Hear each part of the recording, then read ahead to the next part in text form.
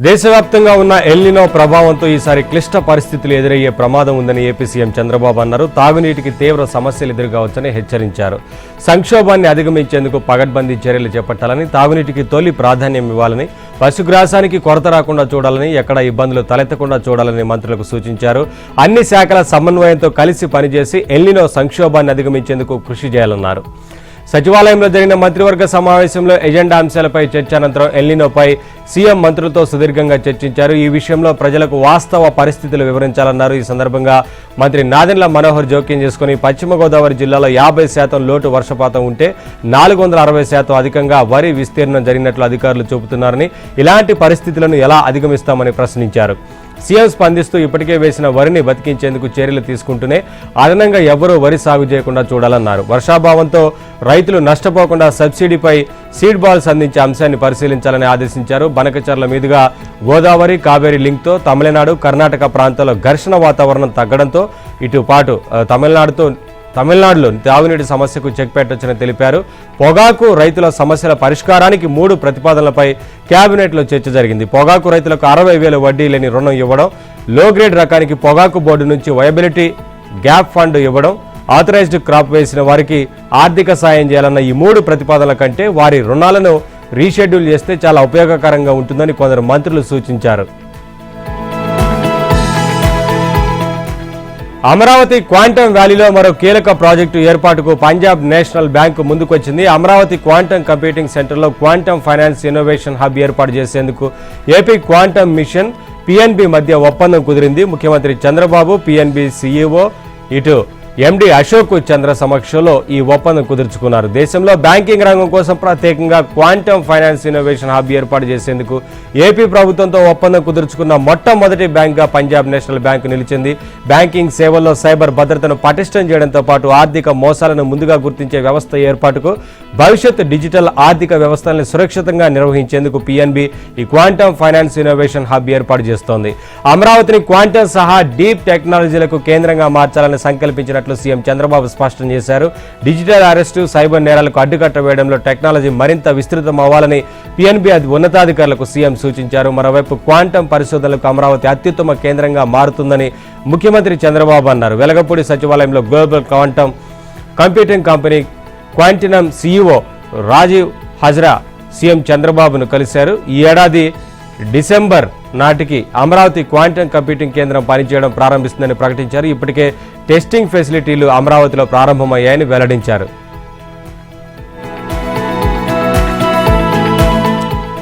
ఏపీలో వైసీపీ కుట్రల పట్ల అప్రమత్తంగా ఉండాలని కేబినెట్ సమావేశంలో మంత్రులకు సీఎం చంద్రబాబు సూచించారు. ఢిల్లీలో జరుగుతున్న నీట్ ఆందోళనలతో మెగా డిఎస్సీని ముడిపెట్టడానికి వైసీపీ ప్రయత్నిస్తోందని మంత్రులు తన దృష్టికి తీసుకురాగా, వివాదాలు సృష్టించడమే వైసీపీ నైజమని సీఎం చంద్రబాబు అన్నారు. డిఎస్సీ పరీక్షల వ్యవహారంలో వైసీపీ వాళ్ళు చెప్పింది జనం నమ్మలేదు. చివరకు కోర్టుకు వెళ్లినా సక్సెస్ కాలేకపోయారు. దీంతో ఢిల్లీలో పార్లమెంట్లో వాయిదా తీర్మానం ఇచ్చారు. నీట్ పరీక్షతో ముడిపెట్టి రచ్చజాయాలను చూస్తున్నారని ఆగ్రహం వ్యక్తం చేశారు. పలాసలో రోడ్డు ప్రమాద ఘటన, ఇటు ఆంజనేయ స్వామి విగ్రహ చోరీ నిందితులను సీసీటీవీలు పట్టించిన తీరును మంత్రులకు వివరించారు. వైసీపీ నేతలు లేని వివాదాలను సృష్టించాలని చూస్తుంటారని, వారి చర్యల పట్ల నిత్యం అప్రమత్తంగా ఉండాలని సూచించారు. పొగాకు ధరల అంశాన్ని వివాదం చేసేందుకు వైసీపీ ప్రయత్నిస్తోందని మంత్రులు చెప్పగా, వారి నైజమే అదని సీఎం చంద్రబాబు అన్నారు. నేడు ఏపీ వ్యాప్తంగా మెగా పేరెంట్ టీచర్ సమావేశాలు నిర్వహిస్తోంది. 1వ తరగతి నుంచి ఇంటర్మీడియట్ వరకు ఉన్న అన్ని పాఠశాలలు, జూనియర్ కాలేజీలో ఈ సమావేశాల నిర్వహణకు ఏర్పాట్లు చేశారు. పోలవరం జిల్లా రంపచోడవరంలోని ప్రభుత్వ ఉన్నత పాఠశాల, జూనియర్ కాలేజీల ప్రాంగణంలో జరిగే పీటీఎంలో సీఎం చంద్రబాబు, మంత్రి లోకేష్ పాల్గొనున్నారు. ఈ సందర్భంగా తల్లికి వందనం లబ్ధిదారులతోనూ సీఎం ముచ్చటించనున్నారు. ఉదయం 9 గంటలకు సమావేశాలు ప్రారంభిస్తారు. విద్యార్థులతో పాటు తల్లిదండ్రులు కూడా మధ్యాహ్న భోజనం అందించేలా ఏర్పాట్లు చేశారు. కాగా పోలవరం జిల్లా ఆవిర్భావం అనంతరం ముఖ్యమంత్రి చంద్రబాబు, మంత్రి లోకేష్ తొలిసారిగా రంపచోడవరం వెళ్తున్నారు. పర్యటన కోసం లోకేష్ గురువారమే రంపచోడవరం చేరుకున్నారు. ముఖ్యమంత్రి హోదాలో చంద్రబాబు 3 దశాబ్దాల తర్వాత రంపచోడవరం వస్తుండటం విశేషం. 1995లో జన్మభూమి కార్యక్రమంలో భాగంగా సీఎం చంద్రబాబు అక్కడికి వెళ్లారు. తర్వాత 1-2 పర్యాయాలు ఎన్నికల ప్రచార సభలకు మినహా సీఎం హోదాలో రాలేదు. దీంతో ఆయన పర్యటనపై గిరిజనులు ఎన్నో ఆశలు పెట్టుకున్నారు. తమకు ప్రయోజనం కల్పించేలా సీఎం వరాలిస్తారనే ఆశతో ఎదురు చూస్తున్నారు. పోలవరం జిల్లా పర్యటనలో భాగంగా మంత్రి లోకేష్ రాత్రి రంపచోడవరం చేరుకున్నారు. విజయవాడ నుంచి విమానంలో మధురపూడి విమానాశ్రయానికి చేరుకున్న లోకేష్ అక్కడ నుంచి కారులో నేరుగా ఏజెన్సీకి వెళ్లారు. ఇక్కడ ఒక ఆసక్తికర విషయం చర్చనీయాంశమైంది.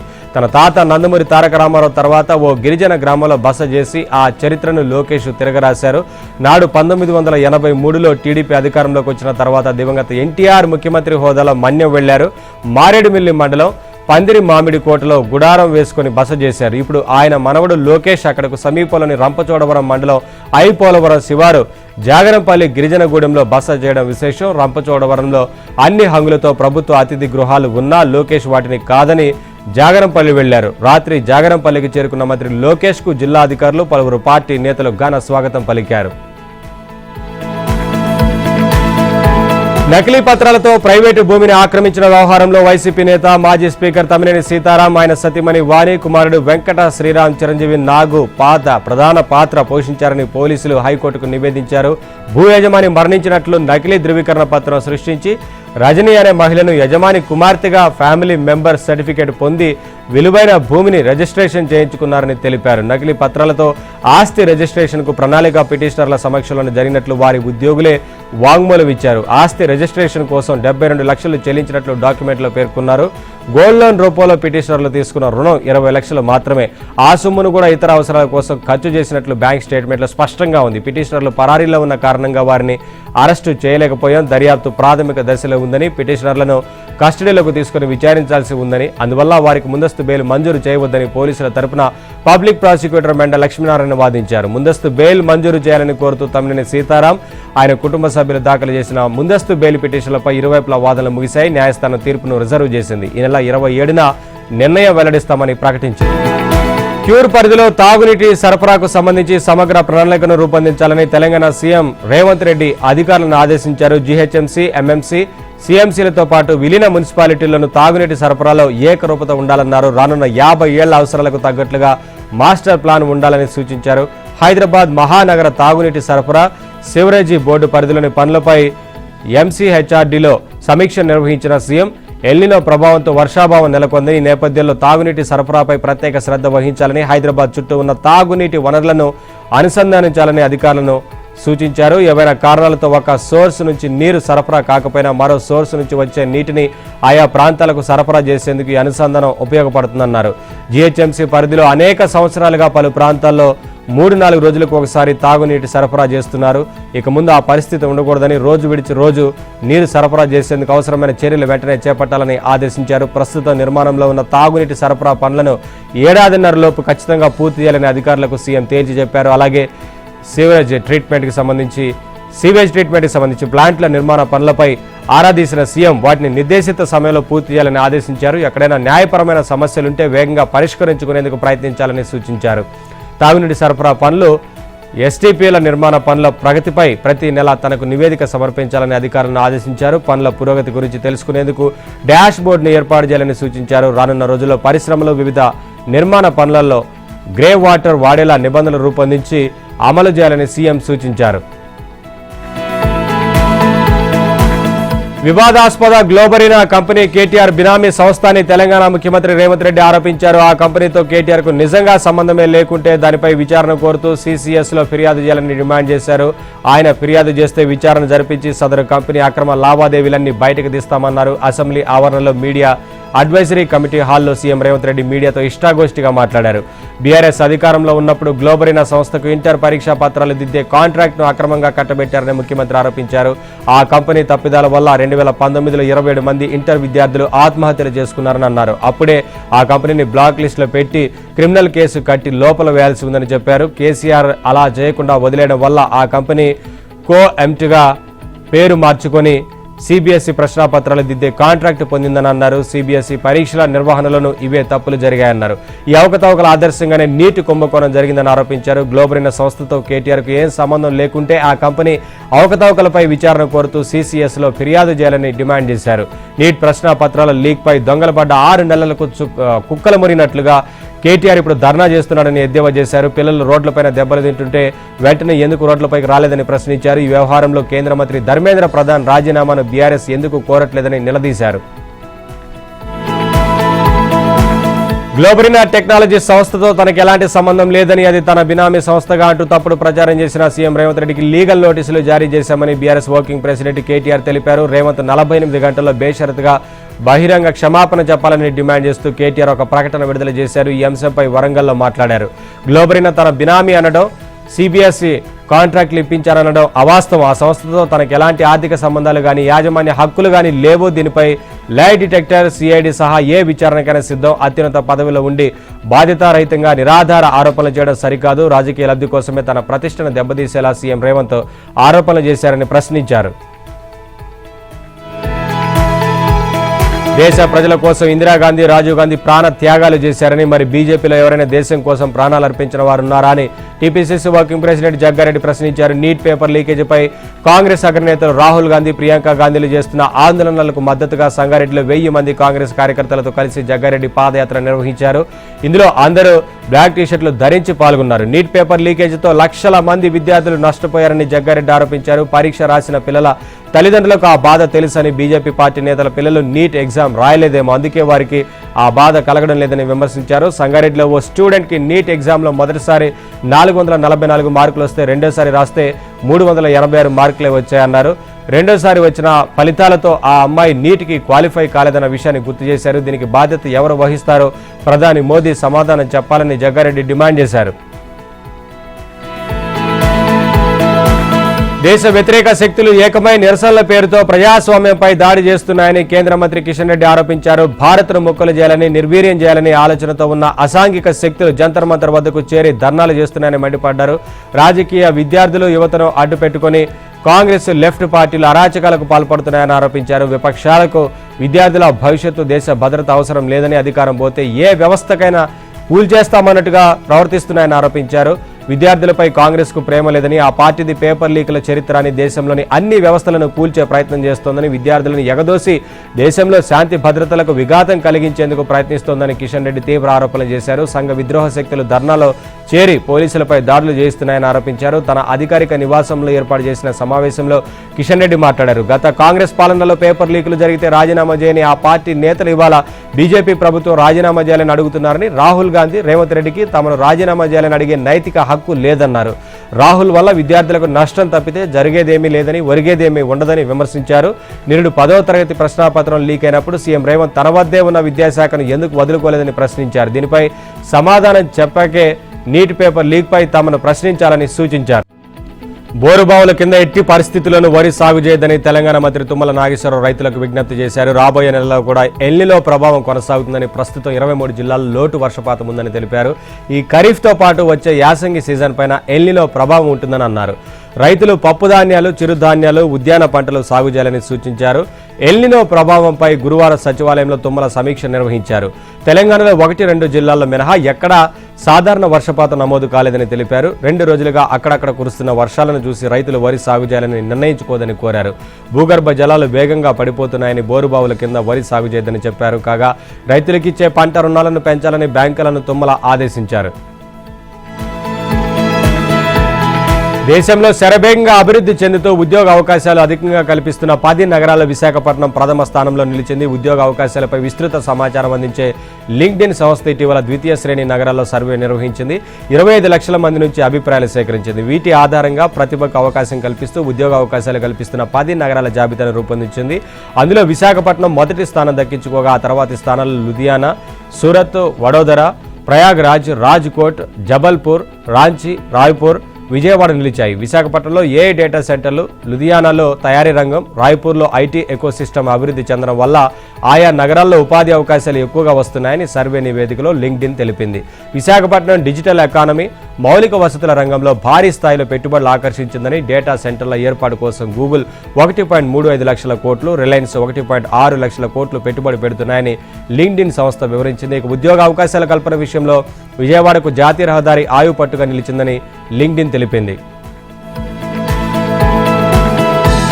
హైదరాబాద్ భవన నిర్మాణ రంగానికి కార్మికుల కొరత వచ్చి పడింది. ఉత్తరాది రాష్ట్రాలకు చెందిన కార్మికులు చాలా మంది స్వస్థలాలకు వెళ్లిపోవడంతో మాలు మోసే మనుషులు కరువయ్యారు. నెలకు 40,000 వరకు చెల్లించేందుకు నిర్మాణ సంస్థలు ముందుకొచ్చినా కూలీలు దొరకడం లేదు. దీంతో కార్మికులను సమకూర్చే ఏజెన్సీలు కూడా చేతులెత్తేస్తున్నాయి. ఉత్తరప్రదేశ్, బీహార్, పశ్చిమ బెంగాల్, ఛత్తీస్గఢ్, జార్ఖండ్, మధ్యప్రదేశ్, ఒడిశా, రాజస్థాన్ తదితర రాష్ట్రాల నుంచి వచ్చిన వేలాది మంది సాధారణ నైపుణ్య కార్మికులు హైదరాబాద్లో నిర్మాణ రంగంలో పనిచేస్తున్నారు. అయితే ముఖ్యంగా Narsingi, Kokapet, Puppalaguda, Manikonda, Kajaguda, Nanakramguda, financial district, Tellapur, Miyapur, Nizampet, Bachupally, Kompally, Uppal, LB Nagar తదితర ప్రాంతాల భారీ బహుళ అంతస్తుల భవనాల నిర్మాణంలో ఈ రాష్ట్రాల వారు ఎక్కువగా పనిచేస్తున్నారు. రాత్రి పగలు అనే తేడా లేకుండా 3 షిఫ్టులను పనిచేసేందుకు వీరు సిద్ధంగా ఉంటారు. గ్రేటర్ హైదరాబాద్లో నిర్మాణ రంగంలో దాదాపు 7 నుంచి 8 లక్షల మంది కార్మికులు పనిచేస్తుంటారు. గత 3 నెలలుగా హైదరాబాద్లో ఈ కార్మికుల కొరత తీవ్రంగా వేధిస్తోంది. దీంతో పలు ప్రాజెక్టులు ఆశించిన స్థాయిలో పనులు సాగడం లేదు. కోకాపేటలో ప్రముఖ నిర్మాణ సంస్థ చేపట్టిన ప్రాజెక్టులో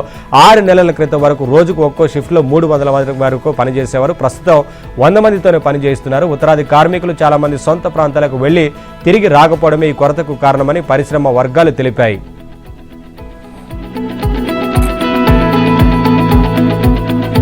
నీట్ పేపర్ లీకేజీలు, పరీక్షల నిర్వహణలో వరుస వైఫల్యాలకు నైతిక బాధ్యత వహిస్తూ కేంద్ర విద్యాశాఖ మంత్రి ధర్మేంద్ర ప్రధాన్ రాజీనామా చేయాలన్న డిమాండ్తో విద్యార్థి సంఘాలు రాష్ట్ర వ్యాప్తంగా శుక్రవారం విద్యాసంస్థల బంద్కు పిలుపునిచ్చాయి. దీంతో హైదరాబాద్తో పాటు వివిధ జిల్లాలోని పాఠశాలలు శుక్రవారం సెలవు ప్రకటించాయి. జీహెచ్ఎంసీ పరిధిలో దాదాపు 3,500 ప్రైవేటు పాఠశాలలు ఉండగా సగానికి పైగా సెలవు ప్రకటించాయని తెలంగాణ గుర్తింపు పొందిన ప్రైవేటు పాఠశాలల సంఘం రాష్ట్ర అధ్యక్షుడు ఎస్ఎన్ రెడ్డి తెలిపారు. ప్రైవేటు జూనియర్, డిగ్రీ కాలేజీలు సైతం సెలవు ప్రకటించాయి. బంద్ పిలుపు నేపథ్యంలో జేఎన్టీయూ, ఉస్మానియా కాలేజీ వర్సిటీల ఆధ్వర్యంలో శుక్రవారం జరగాల్సిన పరీక్షలు వాయిదా పడ్డాయి. ఈ పరీక్షలను ఎప్పుడు నిర్వహించేది త్వరలో ప్రకటిస్తామని ఆయా వర్సిటీలు తెలిపాయి. ఇటు ఎన్ఎస్యుఐ, ఎస్ఎఫ్ఐ, ఏఎస్ఎఫ్ఐ, మరొకవైపు పీడిఎస్యు, ఏఐఎఫ్డిఎస్, ఏఐఎస్బి, ఏఐఏపీఎస్యు తదితర విద్యార్థి సంఘాలు బంద్కు పిలుపునిచ్చాయి.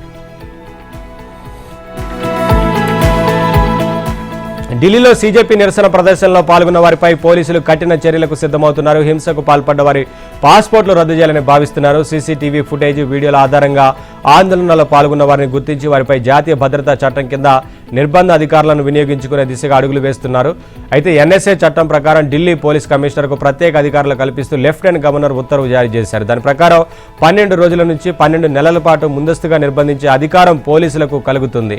ఇటు జూలై 19 నుంచి అక్టోబర్ వరకు 3 నెలల పాటు ఈ ఆదేశాలు అమల్లో ఉండేలా ఈ నెల 15వ తేదీని లెఫ్టినెంట్ గవర్నర్ ఆదేశాలు జారీ చేశారు. ఈ చట్టం కింద అదుపులోకి తీసుకున్న వ్యక్తులకు న్యాయ పోరాటం చేసే వెసులుబాటు పరిమితంగా ఉంటుంది. అయితే విద్యార్థి నిరసనలకు అణిచివేసేందుకే ఈ ఉత్తర్వులు ఇచ్చారంటూ వస్తున్న వార్తలను ఢిల్లీ పోలీసులు ఖండించారు. ప్రతి 3 నెలలకు ఒకసారి జరిగే సాధారణ పునరుద్ధరణ ప్రక్రియనని, ప్రస్తుతం ఆందోళనలతో సంబంధం లేదని తెలిపారు. సీజేపీ చేపట్టిన ఆందోళనపై విచారణ జరిపించాలని కోరుతూ దాఖలైన ప్రజా ప్రయోజన పిటిషన్ను అత్యవసరంగా విచారించేందుకు ఢిల్లీ హైకోర్టు అంగీకరించింది. చీఫ్ జస్టిస్ డీకే ఉపాధ్యాయ, తేజస్ కార్యాల ధర్మాసనం ఇవాళ పిటిషన్ను విచారించనుంది. దేశ రాజధాని ఢిల్లీలోని జంతర్ మంతర్లో కాక్రోచ్ జనతా పార్టీ నిరసన కొనసాగుతోంది. నిన్న భారీ ఎత్తున యువత తరలివచ్చారు. ఢిల్లీ నలుమూలల నుంచే కాక దేశంలోని ఇతర ప్రాంతాల నుంచి కూడా యువకులు స్వచ్ఛందంగా వచ్చి చేరుతున్నారు. దీంతో కేంద్ర ప్రభుత్వం భద్రతా చర్యలను మరింత తీవ్రతరం చేసింది. ప్రదర్శన స్థలం వద్ద భారీ ఎత్తున కేంద్ర బలగాలను మోహరించడమే కాక అడుగడుగున బ్యారికేడ్లను పలు వరుసల్లో ఏర్పాటు చేశారు. పార్లమెంటుకు దారితీసే పలు మార్గాలను బ్యారికేడ్లను నెలకొల్పారు. ఇటు జంతర్ మంతర్కు యువత రాకను అడ్డుకోవడానికి ఢిల్లీలోని 16 మెట్రో స్టేషన్లను మూసివేశారు. ఆయా స్టేషన్ల వద్ద బలగాలను మోహరించారు. ఫలితంగా నిత్యం రాకపోకలు సాగించే లక్షలాది మంది ఢిల్లీ వాసులు తీవ్ర ఇబ్బందులను ఎదుర్కొన్నారు. సాయంత్రం వేళ 3 స్టేషన్లను మాత్రం తెరిచారు, మిగిలిన వాటిని మూసే ఉంచారు. మరోవైపు జంతర్ మంతర్ చుట్టూ సెంట్రల్ ఢిల్లీలోని పలు ప్రాంతాల్లో మొబైల్ ఇంటర్నెట్ సేవలను నిలిపేశారు. దీంతో క్యాబ్లు, ఆటోలను కూడా బుక్ చేసుకోలేక జనం ఎక్కడికక్కడ చిక్కుకుపోయారు. డిజిటల్ పేమెంట్లు చేయలేక ఇబ్బందులకు లోనయ్యారు. నీట్ ప్రశ్నాపత్ర లీకేజీ వ్యవహారంలో ప్రభుత్వంపై పోరాటాన్ని ప్రతిపక్షం తీవ్రతరం చేసింది. దేశంలో విద్యార్థులు ఒంటరి వాళ్లు కాదని, ప్రతిపక్షమంతా విద్యార్థులకు అండగా ఉందని లోక్సభలో రాహుల్ గాంధీ స్పష్టం చేశారు. రాహుల్ గాంధీతో పాటు కాంగ్రెస్, ఇండియా కూటమికి చెందిన ఎంపీలంతా ప్రశ్నాపత్ర లీకేజీకి వ్యతిరేకంగా విద్యార్థులకు మద్దతుగా న్యూఢిల్లీలోని గాంధీ స్మృతి వనంలో ప్రదర్శన నిర్వహించారు. తెలుపు రంగు టీషర్ట్ ధరించిన రాహుల్ గాంధీ జాతీయ జెండా, రాజ్యాంగ ప్రతిని చేతితో పట్టుకుని ఈ ప్రదర్శనలో పాల్గొన్నారు. మిగిలిన ఎంపీలంతా కొవ్వొత్తుల ప్రదర్శనను తలపించేలా తమ సెల్ ఫోన్లలోని టార్చ్ లైట్లను ఆన్ చేసి చూపించారు. నిజానికి ప్రతిపక్ష ఎంపీలంతా రాహుల్ గాంధీ నివాసంలో సమావేశమయ్యారు. ఆ వెంటనే పోలీసులు రాహుల్ ఇంటి చుట్టూ బ్యారికేడ్లు ఏర్పాటు చేశారు. తామంతా గాంధీ స్మృతి వనానికి వెళ్తున్నామని ఆ సమావేశం అనంతరం రాహుల్ హఠాత్తుగా ప్రకటించారు. ప్రతిపక్షాల నిరసనలతో పార్లమెంట్ ఉభయ సభలు 4వ రోజు స్తంభించిపోయాయి. నీట్పై చర్చించడానికి సిద్ధమని కేంద్ర ప్రభుత్వం ప్రకటించినప్పటికీ విద్యామంత్రి ధర్మేంద్ర ప్రధాన్ రాజీనామా చేయాలని, విద్యార్థుల పట్ల పోలీసుల క్రూరత్వంపై చర్చించాలని ప్రతిపక్షాలు పట్టుబట్టాయి. దీంతో ఎలాంటి కార్యకలాపాలు లేకుండా ఉభయ సభలు శుక్రవారానికి వాయిదా పడ్డాయి. విపక్షాల నిరసనల నేపథ్యంలో హోంమంత్రి అమిత్ షా లోక్సభ స్పీకర్ ఓం బిర్లాను కలుసుకున్నారు. అలాగే కాంగ్రెస్ నేత రాహుల్ గాంధీ, ఎస్పీ అధ్యక్షుడు అఖిలేష్ యాదవ్, టీఎంసీ ఎంపీలు సౌగత్ రాయ్, మహువా మొయిత్రా తదితరులు స్పీకర్తో సమావేశమై చర్చించారు. నీట్ వ్యవహారంపై ప్రభుత్వం తన వైఖరిని వివరించేందుకు సిద్ధంగా ఉందని పార్లమెంటరీ వ్యవహారాల మంత్రి కిరణ్ రిజిజు ప్రకటించారు. తాము చర్చించడానికి సిద్ధంగా ఉన్నా ప్రతిపక్షాలే తప్పించుకున్నాయని ఆయన ఆరోపించారు. నీట్ పేపర్ లీక్ కేసులో నిందితులపై ప్రభుత్వం కఠిన చర్యలు తీసుకున్నట్లు కేంద్ర ఆర్థిక మంత్రి నిర్మలా సీతారామన్ తెలిపారు. విద్యార్థులకు న్యాయం చేసేందుకు సిద్ధంగా ఉన్నట్లు తెలిపారు. లోక్సభ స్పీకర్, రాజ్యసభ చైర్పర్సన్ చర్చకు అంగీకరించిన విపక్షం సభా కార్యకలాపాలకు అడ్డుపడుతోందని విమర్శించారు. పేపర్ లీక్ అంశంలో బాధ్యులపై కఠిన చర్యలు తీసుకుంటామని ప్రధాని మోదీ స్పష్టం చేసినట్లు వాణిజ్య మంత్రి పీయూష్ గోయల్ తెలిపారు. ఈ అంశాన్ని రాజకీయం చేయొద్దని కోరారు.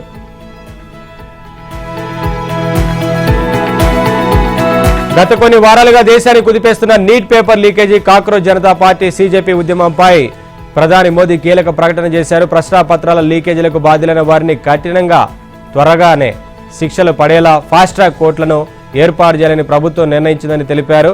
ఇందుకు సంబంధించి ఎక్స్లో పోస్ట్ చేశారు. యువత సంక్షేమం, భవిష్యత్తు కన్నా ముఖ్యమైనది ఏదీ లేదు. ఇదే తమకు అత్యంత ప్రాధాన్యం కలిగిన అంశం. యువత భవిష్యత్తుకు నష్టం చేసే ప్రయత్నాలు చేసే వారిని ఉపేక్షించేది లేదని మోదీ పేర్కొన్నారు. పేపర్ లీకేజీలకు సంబంధించి అవసరమైన చర్యలన్నింటినీ తీసుకోవాలని సంబంధిత అధికారులను ఆదేశించినట్లు ప్రధాని మోదీ వెల్లడించారు. విద్యార్థుల ప్రయోజనాలను పరిరక్షించడానికి ప్రభుత్వం తీసుకుంటున్న నిర్ణయాల్లో ఇదొక ముఖ్యమైన అంశమని పేర్కొన్నారు.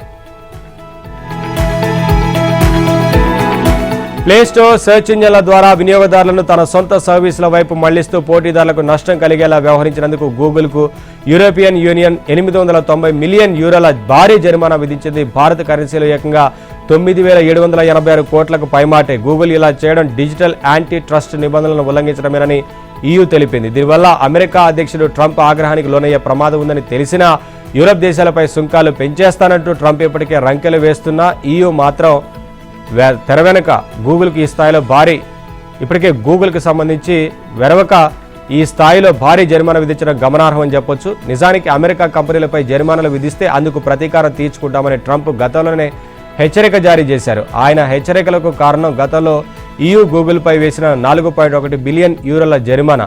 ఆండ్రాయిడ్ ఆపరేటింగ్ సిస్టమ్ ద్వారా గూగుల్ తనకున్న ఆధిపత్యాన్ని ఉపయోగించుకొని ఫోన్లలో గూగుల్ సెర్చ్, క్రోమ్, ప్లేస్టోర్ వంటి యాప్స్ను ముందే ఇన్స్టాల్ చేసేలా మొబైల్ తయారీ సంస్థలపై ఒత్తిడి తెచ్చినందుకు 2018లో EU గూగుల్పై 4.34 బిలియన్ యూరోల జరిమానా విధించింది. దానిపై గూగుల్ అప్పీల్ చేయగా దిగువ ట్రిబ్యునల్ ఆ జరిమానాను స్వల్పంగా 4.1 బిలియన్ యూరోలకు తగ్గించింది. దీనిపై గూగుల్ లక్సెంబర్గ్లోని అత్యున్నత కోర్టుకు వెళ్లగా ఈ నెల 2న కోర్టు గూగుల్కు వ్యతిరేకంగా తీర్పునిచ్చింది. ఆ తీర్పు వచ్చిన నెలలోపే గూగుల్కు మరోసారి భారీ జరిమానా.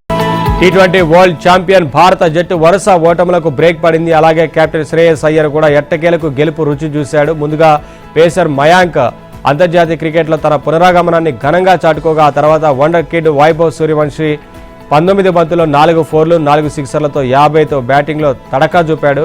దీంతో తడాకు చూపించగా జింబాబ్వేతో జరిగిన మొదటి T20లో 7 వికెట్ల తేడాతో భారత్ నెగ్గింది.